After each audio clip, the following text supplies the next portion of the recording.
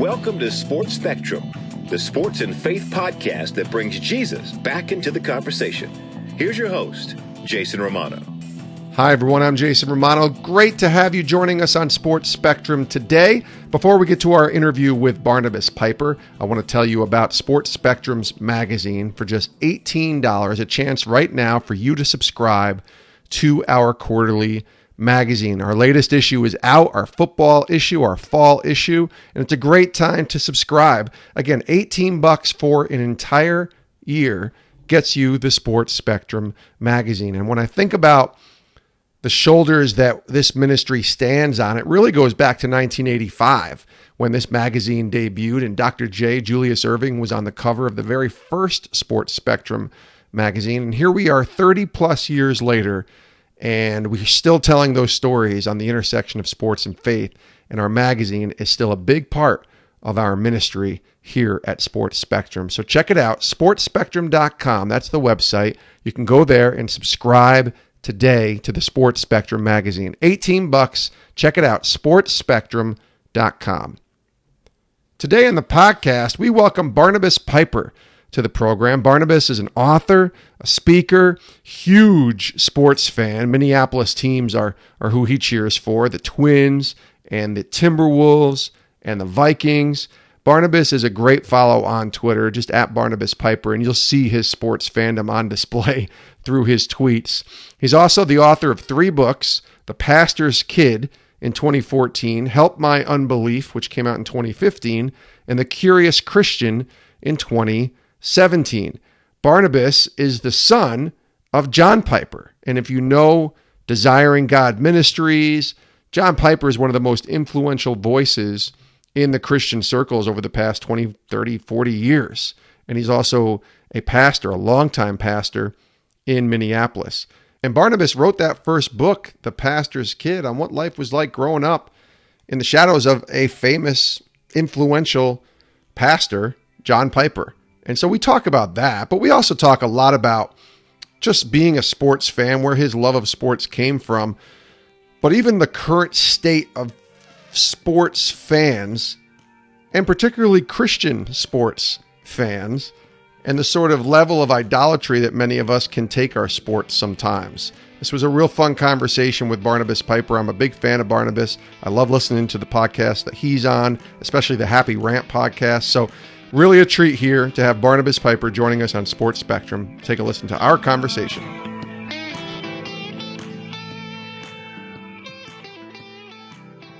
Barnabas, welcome to the podcast.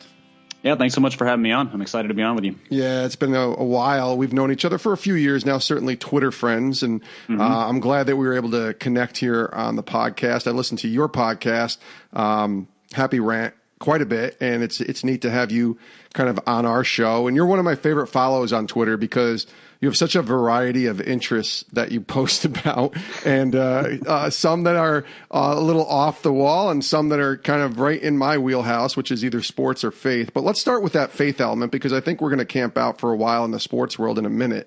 You grew up the son of John Piper, and I even told you beforehand that this is sort of the obligatory growing up as the son of John Piper question that you probably get in any interview you've ever done.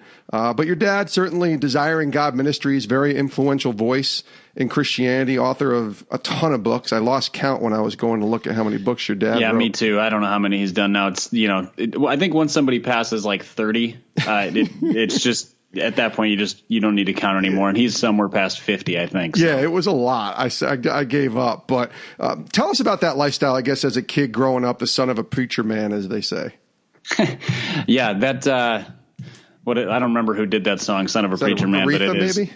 Yeah. I mean, she would have done a killer version if she did it. I don't know. Yeah. But yeah, I guess that could function as a bit of a soundtrack for me. So my dad became a pastor 3 years before I was born. And so my entire upbringing was at the same church. So unlike some pastors who move around a lot or at different churches, I was in the same church from birth all the way up till I moved away at 18 to go to college.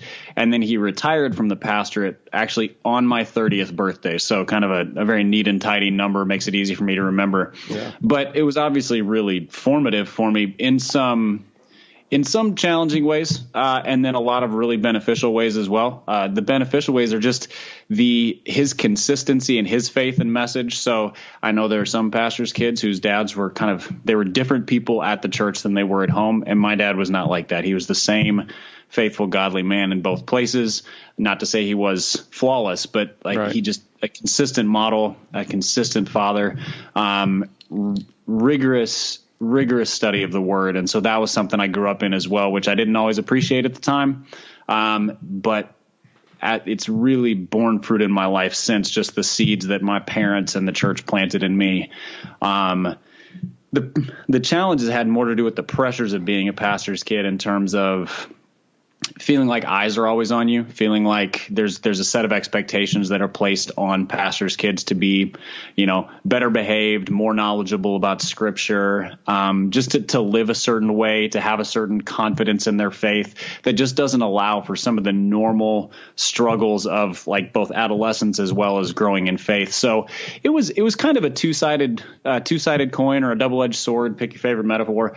But yeah, so and then once I got to college is kind of when I realized that he was more well known outside of just our church, because that was kind of the rise of his more national and even international influence. So that changed the shape of things as well, just realizing that I didn't get to just sort of stop being a pastor's kid at that point. I was now known by his name, even outside of my hometown and outside of my home church. And so some of those same struggles continued up to that point, but all of those things God used to get me to where I am now in terms of faith, but there were definitely some bumps in the road along the way. Barnabas, you wrote a book about finding your own faith and identity. It was your first book, called The Pastor's Kid. Can you share a little bit with our audience about finding that faith for yourself and identity? Because, like you said, that's always a tough challenge to try and live up to, I guess, the expectations that others are putting on you because of the last name that you carry. Can you talk about, I know you wrote about it a lot, talk about a little bit about trying to find that for yourself. Yeah, that was a really defining aspect of my upbringing, just life-wise, but specifically just journey of faith as well. Because my dad was a pastor, and then because he was a well-known pastor, there was kind of that added element. But I think for any pastor's kid, there's a unique challenge of you are born into a particular kind of faith, a particular kind of theology, a particular church structure. So from a really early age, there's a clear expectation of this is what you're supposed to believe. This is how you're supposed to act. This is what being a Christian looks like. And on the one hand, that's really beneficial because it's usually a very clear expectation of godliness. The downside to it is that it doesn't allow for the genuine relationship with Jesus to be fostered the same way that it is for other people. I don't feel like growing up I discovered Jesus. I feel like Jesus was handed to me. And that's not necessarily a bad thing, but it meant that there was a significant gap between the things that I knew about Jesus and my personal relationship with Jesus. And it wasn't until I was out of college that kind of came to a head, when I realized that inconsistency and that gap in my life led to some significant hypocrisy and some significant sins and some significant bad habits that ended up really costing me a fair amount in terms of some relational damage. And I lost a job and some different things. And those trials that I kind of brought about by my own sinfulness, God used to humble me and to really begin to show me what it means to depend on Jesus, what forgiveness really means, what grace really means.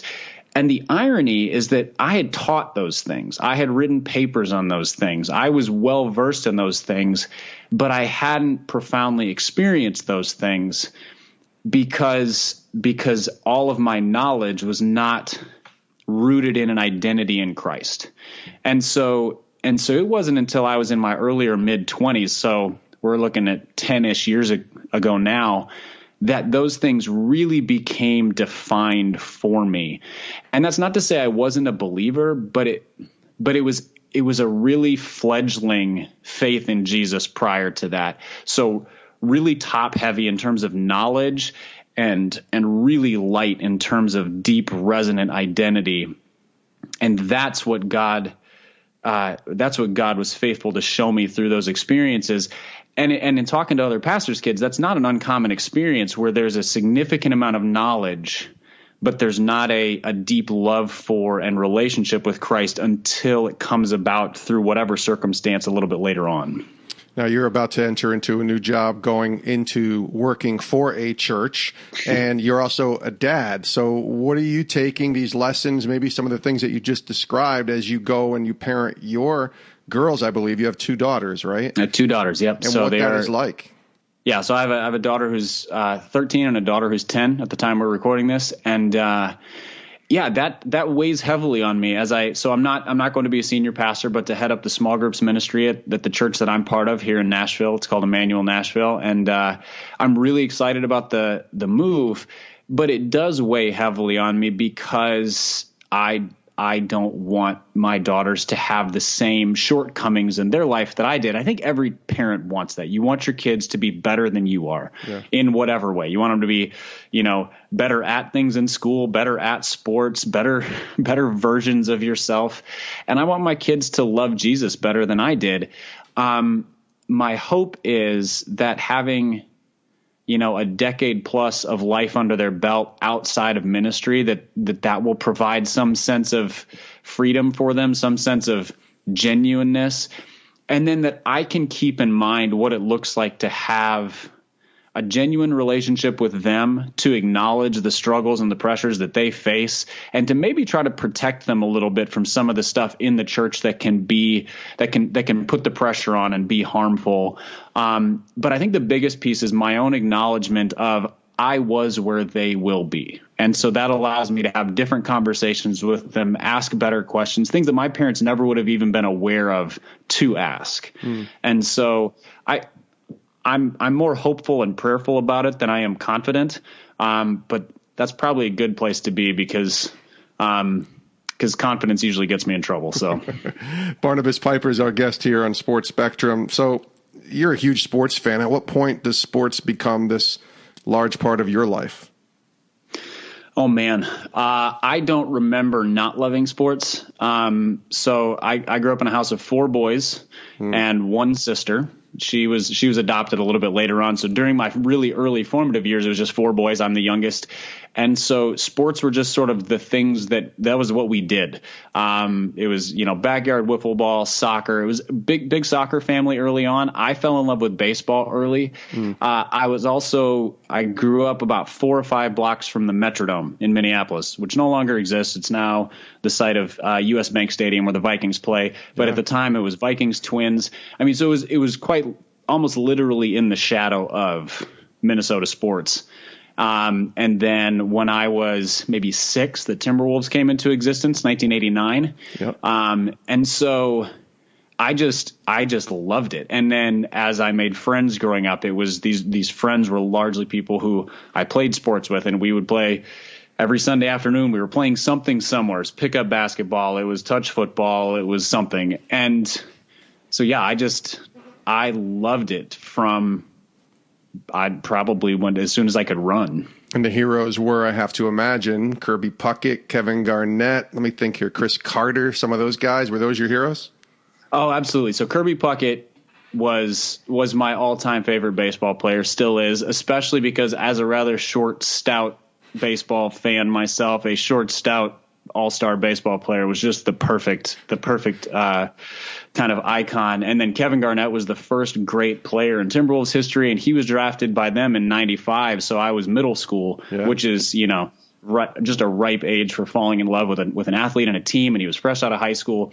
And actually, I loved Chris Carter. I loved a lot of the Vikings, but John Randall was my favorite. The face painted, just insane screaming warrior of a defensive lineman. He was just, he was so kind of iconically insane. I loved it. What's your favorite team of all of the sports that you watch? Like, I always have, my favorite team is the 86-87 Celtics. I'm a Boston Celtics fan. I remember that team, and they didn't win it all that year. They lost to the Lakers after the 85-86 year, but it's my favorite team because so much went through that year to get to where they got to. What's your favorite team? Well, as any sports fan knows, Minnesota we're mostly products of disappointment. So it was the 98 Vikings. Yeah. The Randall Cunningham, Chris Carter, was Randy Moss's rookie year, Robert Smith. They broke all the scoring records at that point and then lost a heartbreaker in the NFC Championship game. But that was probably my favorite Vikings team. And then it was the 2003-2004 Timberwolves. So that was the Sam Cassell, Latrell Sprewell. Kevin Garnett won the MVP that year. That was the year they made it to the conference finals as well and lost to the Lakers. But Garnett was at the peak of his powers, and I loved them. And that was maybe my sophomore, junior year in college. And so I just skipped a lot of other things I was supposed to be doing and watched every single one of their games I could, wherever I could, and just love that team too.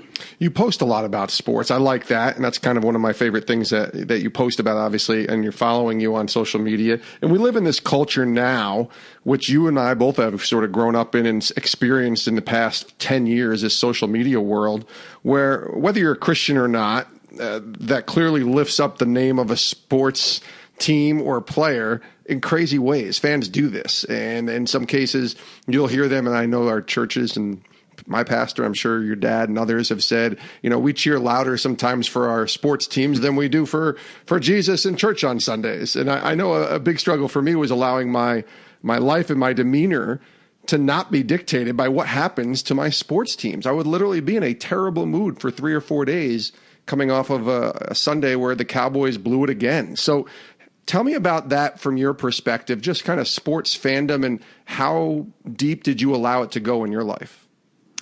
Well, yeah, and that's been call it a roller coaster for me over the years. So definitely even up through college. I would say sports were far too tied to my demeanor, my mood, my interactions with others.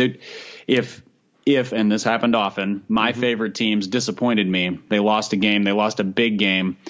Yeah, it was very likely that I was going to, it was like kick the dog, yell at the neighbor, whatever, like just be angry at everything.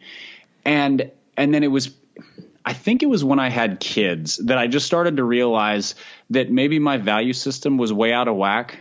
And if I'm annoyed at my toddler daughter because the Timberwolves lost or the Vikings lost or the referee blew a call, that's on me. And that doesn't make any sense. And so kids have done a lot to shape my life and hopefully help me grow and mature. But that was one significant way. And just realizing that also in feeling that strongly about them, I think I lost enjoyment because if your identity or your mood or your happiness are riding on the outcome of a thing that you cannot control, period, you're just setting yourself up for misery. Whereas if you can enjoy the experience of watching these supremely talented athletes do the things that they're the best at, and the outcome is secondary, not that it doesn't matter. I still love when my teams are good. So right now the Twins are in first place in their division in a surprise year, and I am so thrilled. It's so much fun. But if they blow this division lead and don't make the playoffs, my dog is safe. I'm not going to kick the dog.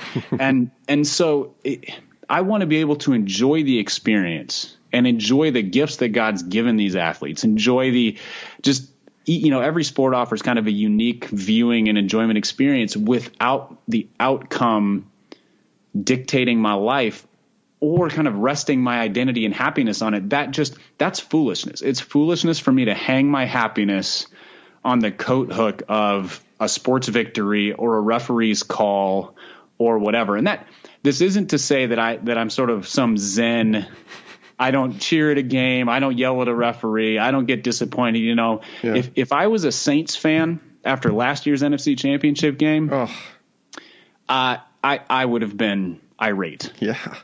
I just would have really tried hard not to let my irateness, transfer over to my kids or to my coworkers or whatever the case may be. Yeah, I'll tell you a quick story. And it was my birthday, I want to say 2 years ago. And my daughter is starting to like sports, and she's a Denver Broncos fan. And the only reason she likes the Broncos is because when she was 6 years old, she saw that there was a football team that had a horse for a logo. And she loves horses. So that was her team. And the Broncos were playing my team, the Cowboys. And it was a Sunday afternoon, and it was on my birthday. And my daughter and my wife had made me this like peanut butter cheesecake, and I just devoured it and watched the game. And the Cowboys got annihilated. The Broncos killed them.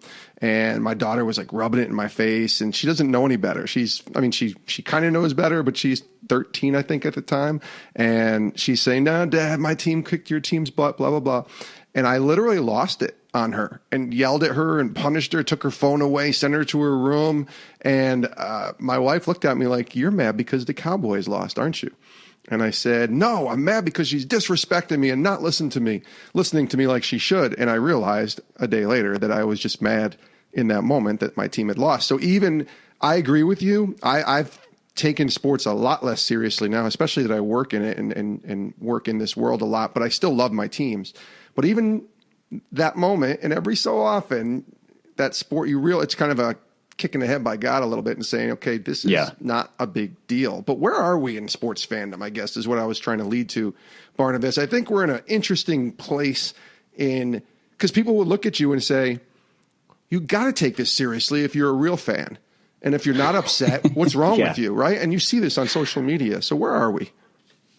Yeah, and you see it, you see it with certain fan bases. You get think like college football. I think college football, of all American sports, might have the most kind of rabid fans. And I think that's the right word, because I think they literally froth at the mouth. Yes. So I live in Nashville, moved here from the North Midwest of Minnesota and Chicago. So I wasn't super familiar with sort of the deep culture of SEC football. And I got here and I realized it's much more religion than it is sport in terms of, there's like high holy days, there's rituals, there's worship ceremonies, which we would call like tailgating and rivalries and different things like that. But there's a real close comparison between like the Roman Catholic Church and SEC football, to pick something, just in terms of sort of the commitment people have and the guilt people feel about things and the passion people feel.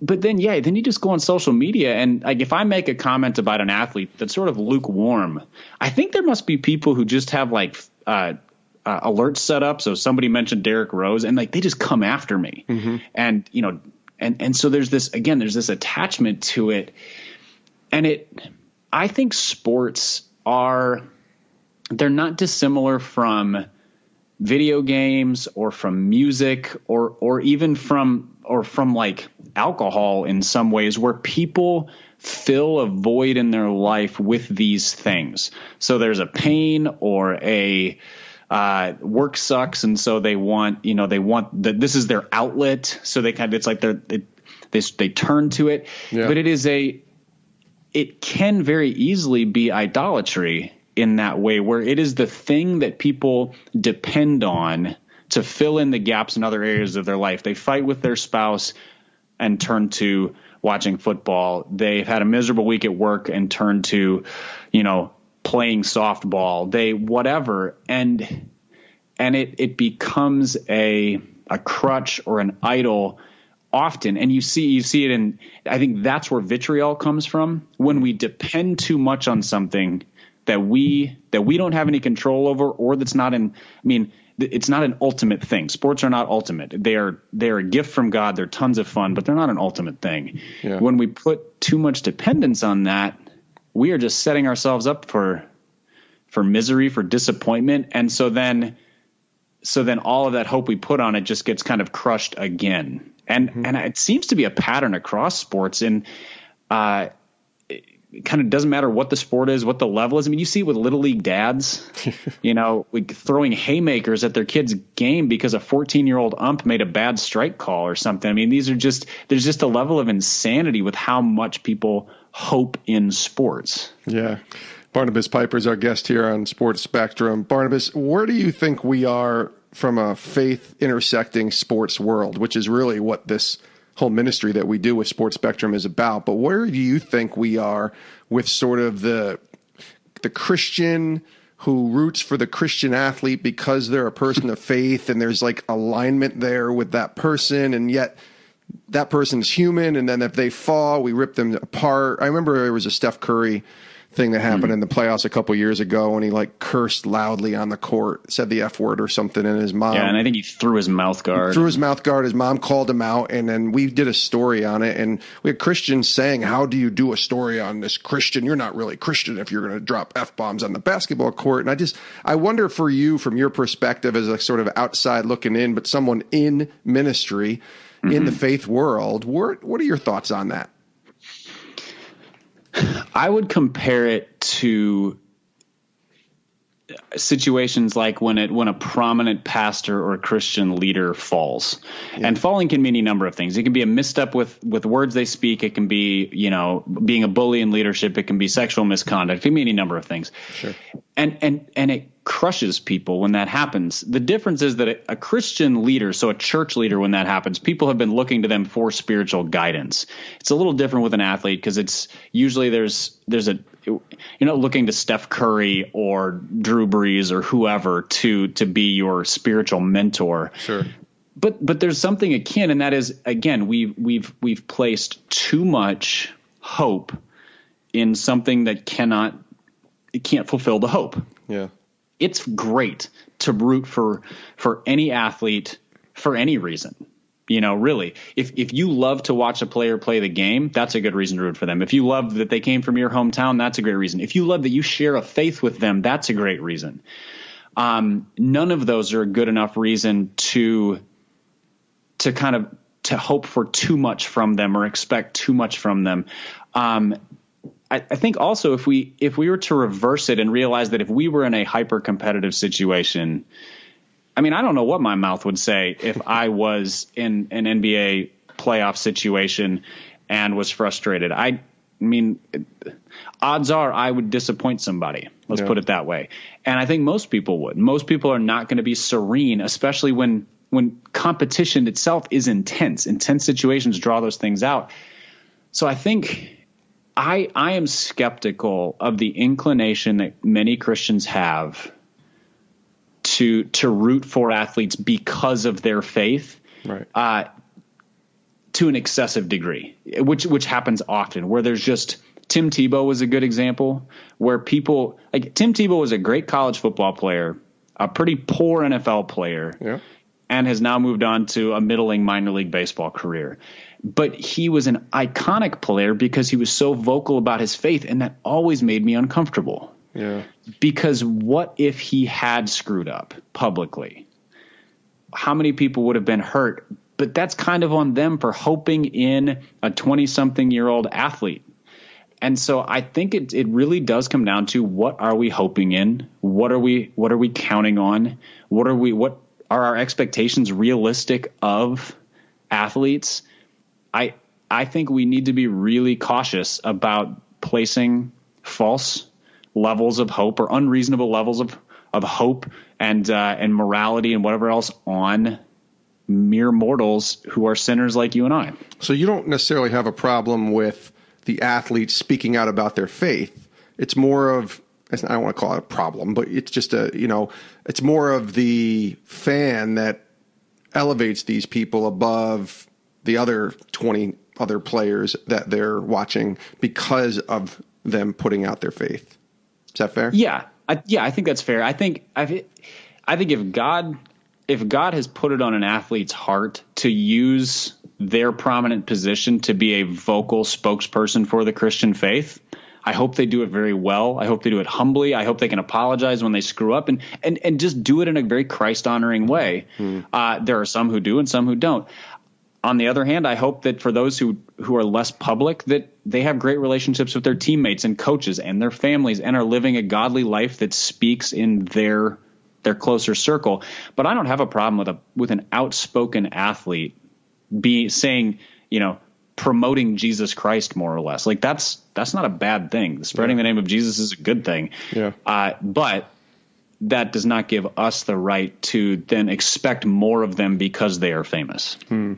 Last couple of questions here with Barnabas Piper on the Sports Spectrum podcast. You tweet a lot about books as well, and I know you're a bookaholic, if you will. You love books. You write books, but you also like reading a ton of books. And one thing you always post, which I really love because it helps me, and I actually hate it too because it means I click buy now pretty quickly, is you're posting a lot of deals out there, especially for Kindle books. And there's so many good books that are out there, and I end up buying probably 2 Kindle books a week because of your posts. So thanks a lot, Barnabas. I'll send thank you. The bill. I appreciate that. I'll send the bill in the mail. But I would like to ask you about sports books, because I think there's a lot of good sports books out there. I love reading sports books. Mm-hmm. It's really how I learned to read, because I could care less about any of the books that I was given when I was a 3rd or 4th grader. But give me something about sports and I'm going to read it. So I thought it'd be fun to kind of hear from you some of the best sports books that you've read, maybe your 2 or 3 or 4 favorite sports books through the years that you've read that you really would want to kind of share with our audience. Yeah. So I agree with you in terms of just an absolute love of sports books. And I remember the first sports book I read that made me just fall in love with sports books, and it was Bo Knows Bo. Yeah. So it was Bo Jackson's autobiography, and I probably read it when I was 10, which is probably a little early for some of the stories he told in that book, but but he was just phenomenal. So that was kind of my ascendancy into loving sports books. I did a research paper on Jackie Robinson in high school, and he has been a hero of mine since. But it was hard to pare it down to top 3, but I did my best because I could probably do a top 15. My favorite all-time sports book is Friday Night Lights by H.G. Bissinger. Just the most phenomenally well-written, well-told insight into how sports and the culture of a town intersect in West Texas. I think it was late 80s, early 90s, 89-ish. Yeah. It holds up. It's not dated just because it's now 30 years old. Brilliant. And then the movie they made out of it with Billy Bob Thornton and others was really good. Didn't really have anything to do with the TV show, which was fine. But Friday Night Lights by Bissinger is my favorite. Yeah. The Boys of Summer by Roger Kahn. Yes. Is again, this connects to my Jackie Robinson respect and love. But Roger Kahn grew up in Brooklyn and used to go to Dodgers games as a kid. So it's a memoir of his fandom. And then he writes that part, and then he goes back to interview the key players from the Dodgers from his childhood, so the mid 50s, early 50s. And so then it's Duke Snider and Jackie Robinson and Roy Campanella and others. And Kahn is an iconic writer, sports writer. So, and it has that sort of mid-century flair to it, which works so well in baseball writing. And then the third one is Michael Jordan, The Life by Roland Lazenby. Yeah. Which it's just one of the best biographies I've ever read. And obviously Jordan, I would say he's the best basketball player ever. I know there's some debate amongst those who are under 30. I think he is. Those under 30 who say it's LeBron, that's incorrect. It's Jordan, but you're entitled to an incorrect opinion. But also just a fascinating person.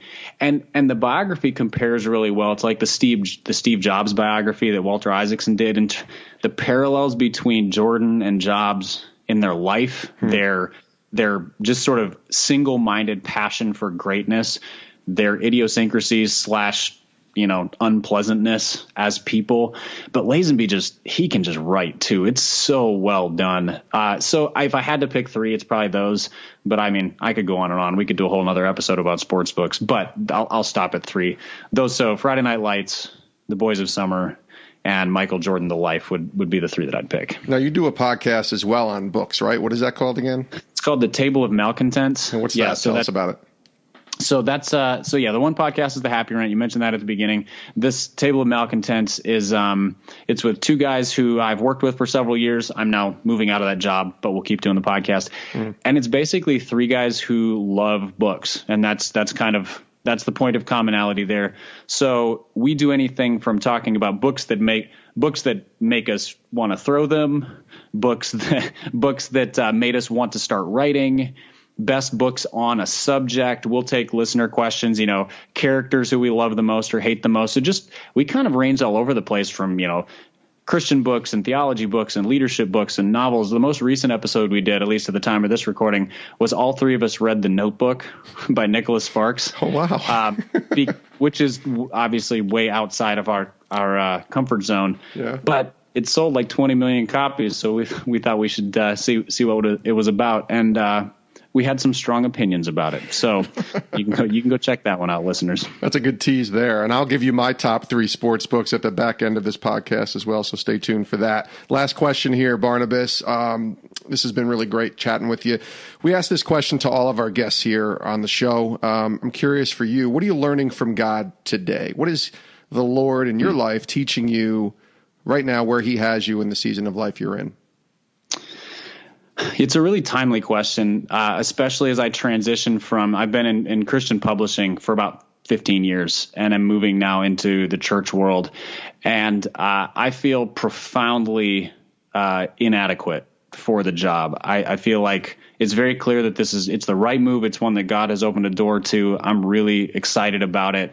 But I don't feel like I can make heads or tails out of how to do it well.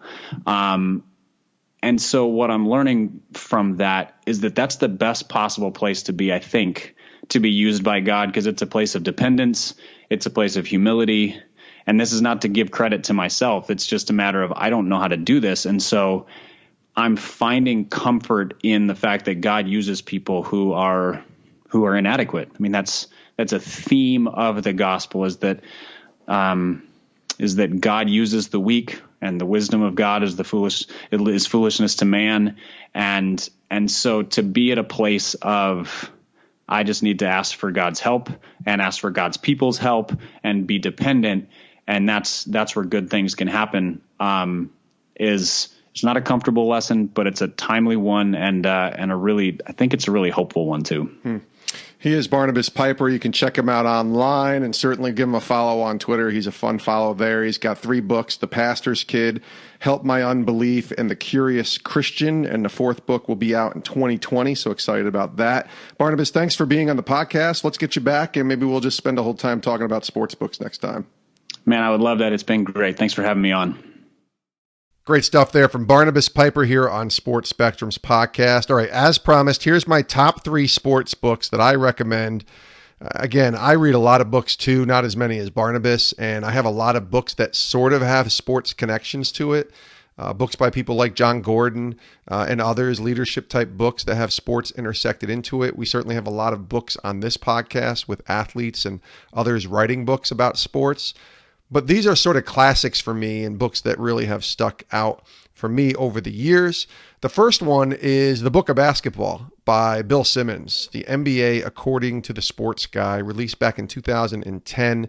It's a beast of a book, about 500 pages or so, but I loved Bill's writing. I love his humor. I love the way he ranked NBA players based on tiers, based on influence, based on their talent, and it was just a fun read. And I enjoy Bill. He's not everybody's cup of tea, but he does a great podcast, and he is a phenomenal writer. And I love The Book of Basketball. I hope he writes another book, maybe a book of football or something. But his Book of Basketball, to me, is a classic. It was a New York Times bestseller, and I highly recommend it if you're an NBA fan. My second book is a classic from the 1970s era, written about one of the great icons in sports history, Babe Ruth. The book is called Babe, the Legend Comes to Life. The author is Robert Kramer. And this book was one that I read just a couple years ago, and I really, really enjoyed it because it was a look at a very complicated sports icon who grew up in poverty, grew up in a very broken home, ends up becoming the greatest hitter of all time after he's one of the great pitchers of his era. And then it really looks deeper into his life as a man trying to get the biggest contract, where the ego comes in, his struggle with gluttony, and certainly his weight, as well as the relationships that he had, which were also complicated in his life, and even takes you up to his death in, I think it was 1948. Just an amazing look at one of the great icons in Babe Ruth. Babe, the Legend Comes to Life by Robert Kramer. The last book I would recommend, and this is a book that I read just a few weeks ago, but it's been out for about 10 years or so. It's not going to be on anybody's top 10, but it's one that I really enjoyed. It's a football book by Bill Curry, and Bill was, of course, the NFL player, two-time NFL champion and a legendary coach, and he's been on this podcast and one of the great storytellers you'll ever hear if you meet or talk to Bill Curry. And his book is called The 10 Men You Meet in the Huddle, Lessons from a Football Life by Bill Curry, was fantastic. Just read it a couple weeks ago, and Bill, of course, played for Vince Lombardi and Don Shula with the Colts and the Packers. He snapped footballs to Bart Starr and Johnny Unitas, both Hall of Fame quarterbacks with the Colts and the Packers. Bill has lived a unique life, and I love the way that he wrote this book about, each chapter is about a specific person that has impacted his life through the game of football. Legends in the football world, including Shula and Lombardi and Starr and Unitas. And Bill Curry is one of the great storytellers, and I think you guys will really enjoy his book on football. So check it out, The 10 Men You Meet in the Huddle with Bill Curry. Again, disagree with me. Maybe you have a suggestion. Maybe you want other recommendations. I got a lot of books that I read. Certainly email me, jason@sportspectrum.com, with any thoughts about the books that you're reading or any books that you'd like to have recommended to you, whether it's sports, faith, or whatever, leadership. I read a ton of books, and I'd love to share them with you. So we do appreciate you listening. Thanks for hanging in there with us. I don't normally do a top 3 type thing, but I thought with Barnabas sharing his top 3 sports books, I would share my top 3 sports books, and just really appreciate Barnabas for being here on the podcast. We appreciate you for listening. As always, hit that subscribe button on whatever app you're listening to on this podcast so that you never miss an episode of Sports Spectrum. We've done a ton of these now. We've been around for almost 3 years, and our audience is growing. We had our largest audience in the month of July. August is growing as well into September. Lots of great things happening with Sports Spectrum, and we're just glad that you're along for the ride. Also, check out our website, sportspectrum.com, for all of our content, daily articles, daily devotionals, every single podcast. Check it out, sportspectrum.com. Thanks for listening. We'll see you next time with a brand new episode of Sports Spectrum's podcast. Have a great rest of your day.